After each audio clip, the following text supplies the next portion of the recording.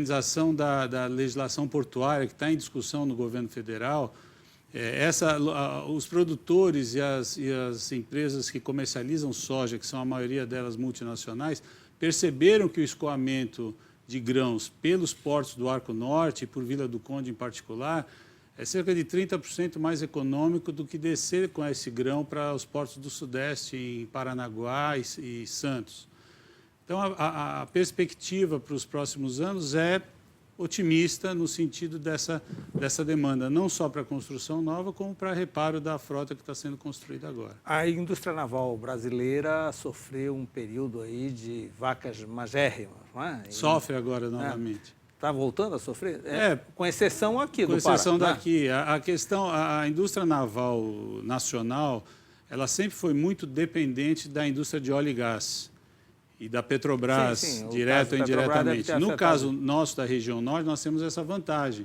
Que nós não temos nada com o petróleo. Não temos essa dependência. É grão. O nosso atualmente é grão. Nós já passamos pela fase dos pesqueiros, passamos pela fase das balsas de tanque para derivados, passamos pela fase das balsas de carga geral e agora estamos na fase das balsas de grão, de modo que nos últimos 5 anos essa demanda tem subido muito. O que significa tecnologicamente os nossos estaleiros? Como é que está o nosso pessoal técnico? A gente, de alguma forma, ainda deve algo ao Sudeste, ao Sul, nesse...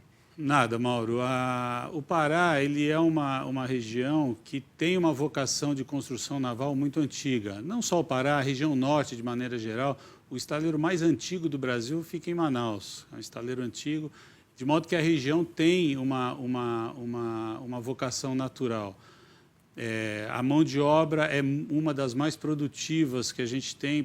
Nós temos um estaleiro localizado em São Paulo e a gente consegue comparar a produtividade do operário paraense com o operário paulista. É uma coisa que é impressionante como o operário paraense é produtivo. Nós temos agora um operário metalúrgico, né? O metalúrgico paraense realmente tem uma produtividade acima da média. Nós temos uma faculdade de engenharia naval agora na Universidade Federal do Pará. Agora não, já temos uns 10 anos que a primeira turma se formou. Eu tive o prazer de dar aula nos primeiros anos do curso de engenharia naval. E de modo que essa faculdade de engenharia naval, nos testes que têm sido feitos pelo governo federal, é uma das melhores do país. Os engenheiros têm conseguido colocação nos estaleiros, nas empresas de navegação, na Marinha do Brasil, de modo que é uma região favorável. E esse boom de mercado está favorecendo também a geração de emprego na área. Cada emprego na construção naval gera 4 ou 5 empregos indiretos. Então, hoje eu estimo que haja de empregos diretos nos estaleiros do Pará cerca de 1.000, multiplicado por 4, você tem cerca de 4.000 empregos indiretos gerados pela construção. Um estaleiro como o Rio Maguari, colocando 8 embarcações por mês na água, gera quantos empregos diretos? 500 empregos diretos. Atualmente, nós temos cerca de 500 pessoas trabalhando no estaleiro, praticamente em turno único, com essa produtividade. E além das barcaças, como você falou, tem empurradores, tem rebocadores, tem também tecnologia agregada. Tem. Junto com as barcaças, nós estamos fazendo esse ano 4 ou 5 empurradores para os mesmos clientes. O estaleiro tem... Vocês entregam o comboio já, as comboio. Barcaças e o empurrador. Existem alguns empurradores maiores para os comboios de 25 barcaças, de 20 a 25 barcaças, e alguns empurradores menores para a operação portuária. E são esses que nós vamos fazendo. O estaleiro, nos últimos anos, fez também barcaças para transporte de petróleo. Nós exportamos, inclusive, 10 barcaças para a operação no Peru. Exportamos 32 barcaças de minério para a operação no Rio Paraguai. Fizemos rebocadores portuários também para clientes locais. Então, são essas embarcações, os rebocadores e os empurradores já são embarcações com mais tecnologia. O preparo de mão de obra para comandar esses comboios de práticos pilotos também está caminhando junto? Está tudo junto? Mauro, nós temos basicamente 2 escolas de formação. O CIABA e o CIABA e o CIAGA, exatamente. A demanda tem sido muito grande, a competição por essa mão de obra por parte dos armadores tem sido grande, tem inclusive voltado alguns alguns profissionais que tinham ido para o Sudeste para atender a indústria de óleo e gás e que está em crise em função dessas questões de Petrobras, estão voltando para o Pará para operar. E os rebocadores e os empurradores que estão sendo construídos são empurradores com muita tecnologia embarcada, com propulsão azimutal, são hélices que giram 360 graus para facilitar as manobras, com automação a bordo, de modo que é necessário mão de obra especializada na operação dessas embarcações também. O Rio Maguari, especificamente, tem algum plano de ampliação, de expandir seu parque industrial em função dessa demanda toda? Não vai caber tudo ali, não, né? Não, o Rio Maguari tem uma característica de investimento em função da demanda que se apresenta. Nós temos crescido paulatinamente, mas de maneira consistente nos últimos 10 anos, sempre investindo com recursos próprios.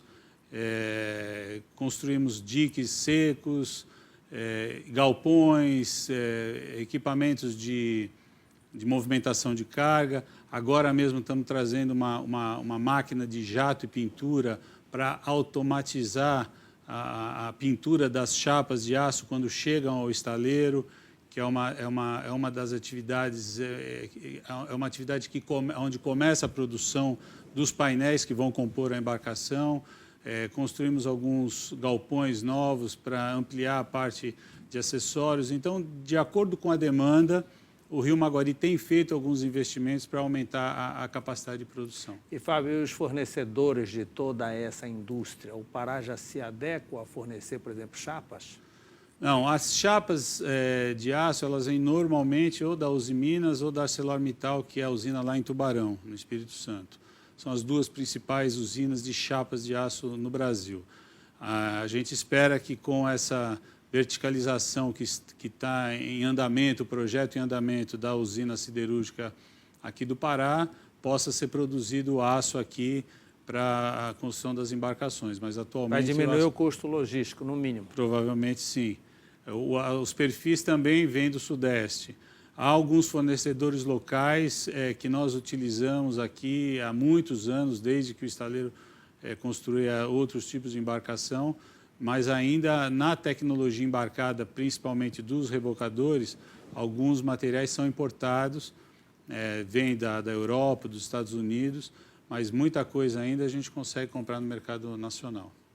Bem, tudo preparado para aproveitar um boom que deve ser demorado, deve ser algo em torno dos próximos 10 anos, não? A gente tem uma perspectiva ainda de novos projetos que vão entrar nos próximos... Eu vejo pelo pedido de licenciamento de novos terminais, aí é uma quantidade imensa, tanto de Miritituba quanto em Vila do Conde. Existem novos operadores que têm vindo para o Pará, com projetos que vão ser iniciados, de modo que nós imaginamos pelo menos uns 4 ou 5 anos de demanda aquecida para a construção nova, e estamos nos preparando também para o day after, que é a questão do reparo dessas embarcações. Toda essa frota vai ter que ser reparada. Tem uma manutenção permanente. Exatamente. Vocês vão ter que estar alertas para isso, né? Para isso. Mas olha, algum dado que eu levantei no ano passado, 2016, Vila do Conde recebeu 36 navios graneleiros. A previsão para este ano são 120. Precisa de muita barcaça. Super safra de soja aí, não? E há uma perspectiva também com o início da prospecção de petróleo aqui na região. Sim, a Total já começou a perfurar. E que vai demandar serviço também dos estaleiros e manutenção dessas embarcações no futuro. Existem docagens periódicas que é obrigatório os armadores fazerem. Então, há uma tendência de Tomara, né? Grande. Tomara, né, Fábio? Lembraram da gente um pouquinho. Lembraram. Né? Chegou a nossa hora. A bola da vez aqui para a exportação de grãos. Eu acho que a tendência é que o Pará e Belém, em particular, seja cada vez mais utilizado pelos produtores do Centro-Oeste. E a fronteira vem chegando ao Pará também, a fronteira agrícola de soja. Sim. De modo que isso tem trazido desenvolvimento, e eu acho que para os próximos anos a perspectiva é muito boa. Parabéns pelo trabalho de vocês, muito obrigado pela entrevista. Obrigado a você. Logo depois do intervalo, a gente continua falando de agronegócio, mais especificamente sobre o Polo Citrícola do Pará, que foi fundado no entorno